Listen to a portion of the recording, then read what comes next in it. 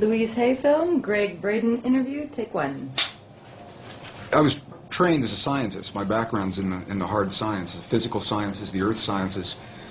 In the 60s and 70s, when I received that training, there was no room for the possibility of the kind of things that we're talking about now, the kinds of things that suggest that our inner world and our inner thoughts, feelings, emotions, beliefs in any way affect the world around us. And it was through direct experience. What I began to understand was that this is the great secret that everyone knows except us in the West. Almost any other culture that we go to, from the monasteries in Egypt and Tibet and India and Bolivia and Peru, the indigenous traditions, little villages in the Andes Mountains, they all know that there is this experience that we can have inside of our bodies that affects our world in some way, and our science simply has not allowed for that historically. Well, I was trained as a scientist, and I was trained to look in the world around me for my answers, so I began to go to these places. I began to go into the monasteries, all the places that I mentioned. And it was through the direct experience of sitting in the presence of people who have lived and practiced the kinds of traditions that Louise Hay and the other authors I'm so blessed to be sharing the stage and this information with, that they teach about. And what we begin to understand is that this is the place where science got it wrong. There are two places, two assumptions that science has made, modern science. And they're coming full circle and correcting that now. But the first one is that the space that we believe is empty is not really so empty. It's full of a living essence, of a living material that we're only beginning to understand, number one. And number two, the fact, and it is a fact now, that we may have experiences inside of our bodies that influence the world beyond our bodies through the conduit of what's in this space. So it was in going into the monasteries and the nunneries and speaking with the indigenous people, looking at them eye to eye, heart to heart, God to God, and I could say to these people, when you just performed that miracle, when you just performed that miraculous healing, what is it that you did inside of your body to make that happen? And if I didn't understand what they told me, I'd ask them again and again and again through the translators until I understood that they were creating an experience, producing an effect inside of their bodies that my science never told me was possible or existed. And that was the path that led me. I just want to emphasize, science is good. And I believe our science is good and served us well. It simply is incomplete.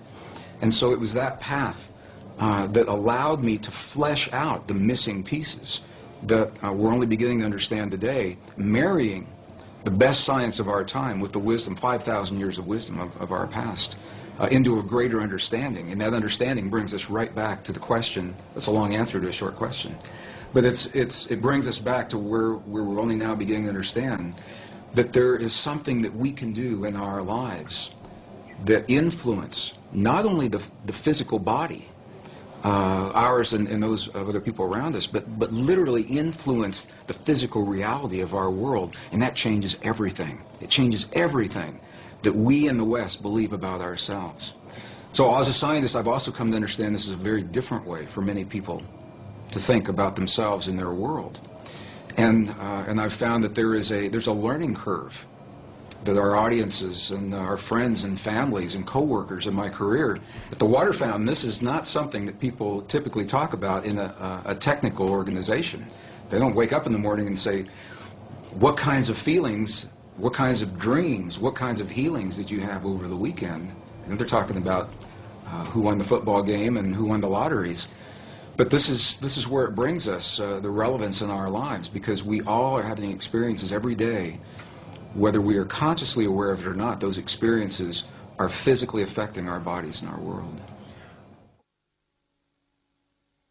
What Western science now is beginning to understand, only in the last years of the 20th and now the first years of the 21st century, it is now a scientific fact that the space between things is anything but empty. It is full of a living, pulsating essence that is so new, scientists have yet to agree on a single term. Some are calling it a quantum hologram, very technical sounding name. Dr. Edgar Mitchell, the former Apollo astronaut, I've had the honor of sharing a stage with him a number of times. He calls it nature's mind. Stephen Hawking calls it the mind of God. Others simply call it the field. In 1944, the father of quantum physics, Max Planck, identified the existence of this field, and he called it the matrix. He said, underlying everything that we see, our bodies included, everything we see in the world around us in our bodies, he said, there's the existence of what must be a conscious and intelligent mind. This is his language in 1944. He said that this mind is the matrix of all matter, and it's from his work that the movie series began and many of the ideas that we have today. So what we know is this, is that we have the opportunity to influence that field in ways now that we're only beginning to understand. It's done through the human heart. It's not a thinking process. Thoughts are important. The ancients made a distinction between thoughts and feelings and emotions. And it's the feelings that are centered in our heart, what are called coherent, heart-based emotions. We know that when we feel a feeling of love, compassion, understanding, forgiveness, when we change the self-esteem, that there's an effect from that it changes the electrical and the magnetic fields in our heart, and that those fields literally change the stuff that our world is made of around our bodies. Our hearts are the strongest magnetic field in our bodies, and our hearts are the strongest electrical field in our bodies, much more so than the brain. While the brain does create those kinds of fields, the heart is many times stronger. And what the science now is showing is that when you can change the field that the atom is in, you change the atom, and we're made of those atoms. So when we have feelings in our hearts, we're changing the field that connects the stuff everything is made of, and we literally are altering our physical reality in ways that sound miraculous in Western science. But again, this is the great secret everyone knows except us, because Western science has only arrived at this understanding. You go to these ancient and indigenous traditions and cultures, it's where they begin. They begin with the understanding, sure, everything's connected, and sure, we're part of it. And then they take us one step further, and they say, here, I'll show you. I'll show you how to create the effects in your body so that you can heal your body, and you can heal the bodies of others. You can change your self-esteem, and your body will mirror that change. It doesn't have to be a long, slow, drawn-out process. It can happen very, very quickly. It can happen in a matter of minutes. We have video documentation from medicineless hospitals in Beijing, China, for example, where they understand these practices, and they've employed them for several thousand years. And we can look into the body of a living woman with a cancerous tumor that Western science says is inoperable. And then we can watch as three practitioners that understand the language of human emotion. They create the feeling in their bodies. They're not looking at that tumor as an illness. They see that woman as whole, healthy, vital, completely enabled, fully capacitated. And as they feel that feeling strongly among themselves, her physical body mirrors that. And we can see it through sonograms. We can see that tumor disappear in less than 3 minutes. And that's how quickly reality can change. And this is where the disconnect comes in with Western science. Because I've shared this information with scientists and medical doctors all over the world, and they say, wow, that's a miracle. We're going to have to come back and study this, and we will as soon as we find a cure for cancer, or as soon as we find the cure to cure on a mechanical level, what they see as a mechanical process. And what we now know is our physical body is the outpicturing, is the mirror of something that is not so physical. And this is where science now is only arriving. The three practitioners in the medicineless hospital in Beijing did not judge that cancerous tumor. They didn't judge it right, wrong, good, or bad. They said it's a quantum possibility, and there are many possibilities. Of course, this is just one. They said, now we're going to choose another one. But this is a subtle and very, very different way of looking at things, because they acknowledge what is and invite a new possibility rather than having a charge on what is there and feeling that somehow we have to manipulate or cut out, in the case of a tumor, or change, hammer the physical reality into submission. What they're doing is acknowledging that moment, that example, and they're changing it on the level of what we would call the quantum blueprint. They're feeling the feeling as if another possibility has occurred, and in doing so, allowing that possibility to replace the one that exists without judging the one that exists. I worked, I was an aerospace engineer in Denver, Colorado during the last years of the Cold War, the 1980s, and it was when the famous brown cloud was inundating Denver, and we couldn't all drive on the same days. We had to carpool on different days. And one day I went to an engineer friend's house to do my carpool for that week, and I got there a little early. And I'd never been to his house before, and I said, "Can I use your bathroom?" And I went in there, and he had little Post-it notes of affirmations all over the bathroom, and it said, "My perfect mate is manifesting for me now. My perfect mate is manifesting for me now." We got in his car, and he had little Post-it notes all over the dashboard and the rearview mirror. "My perfect mate is manifesting for me now." And of course, I knew what his office looked like, and it was the same way. He had them all over the walls in the CRT. I said, "Does this affirmation work for you?" He said, "Nah."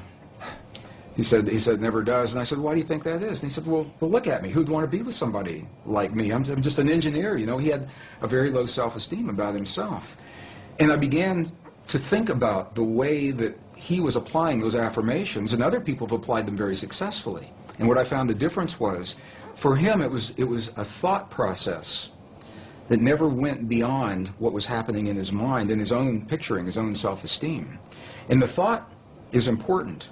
The ancients are very clear about this in the Sanskrit text. They tell us that the thought is the image of the quantum possibility. So in other words, in the realm of all possibilities, everything already exists. My friend's perfect relationship and the worst one he'll ever have. The lightest of the light, the darkest of the dark. Our greatest healing and our greatest suffering, they're already there. And what they invite us to do in these ancient traditions is to reach into those possibilities with our mind. This is the power of the mind. In isolate, we lock in one of those possibilities. So now we have taken it and identified it. However, to bring it into this world, to breathe life into that possibility, is the power of human emotion, our love for that possibility, or our fear of that possibility. Either one will work. To bring that quantum possibility into the particle reality of our everyday lives. We don't have to know that. It sounds very technical. We just have a feeling. But this is the science of, appears to be the science of how these things are working. So this is why our self-esteem is so important. When we feel, when my engineer friend felt that, why would anybody want to be with me, is what he said to me. The affirmation for him was an empty affirmation. It was a thought that had no energy to invite it into this world. And an example of just the opposite of that is I know of other people who have simply made a list of all of the attributes of a perfect partner in life, because this is what many people, I'm using as an example. It works in healing, it works in peace, but we're talking about relationships. They make a list of all those attributes, and then they come from the place that relationship is already happening. What is their life like? How is their life different now that perfect partner is there? How is their evening different? How do they spend their time differently? How do they feel when they wake up in the morning and share their lives with someone? And it's those feelings that they live throughout the day. It's not something you sit down and do for a minute and then you get up and walk away. Rather, it's something that we become. We live our lives as if these experiences have already happened, and in that way we invite them into our lives, and they happen frighteningly quickly for some people. It's amazing. I know people that haven't finished their list, and they go out for lunch or a cup of coffee while they're making the list, and the person that just brought them their lunch is the person that's on that list, and they fall in love and they're married 20 years later. I know people that's happened to. So it's about clarity. It's about specificity. It's about being personal. Being very clear that these are personal desires. Scientifically, it appears that this field, the divine matrix, it is a mirror and a bridge between our inner and our outer worlds. And it can only give us what we give it to work with. And the interesting thing is that we have been conditioned to feel the feelings of the things that we don't want in life and that we're afraid of. We wake up in the morning and we see the 6 o'clock news and all the things to be afraid of, and then we go through our day saying, oh, I hope I'm not going to see that today, or I hope it's not around the corner. And my question, so fascinating me, where do we learn to feel the things that we don't want rather than things that we choose to have? And how would our lives be different if we could cut through all of the static and simply choose in our lives what we would like each moment of each day, or our relationships, or our abundance, or our careers, or the peace in our families to look like? What would what would our lives look like if we could do that? And there's very good scientific evidence showing precisely what our lives would look like because we would very quickly experience everything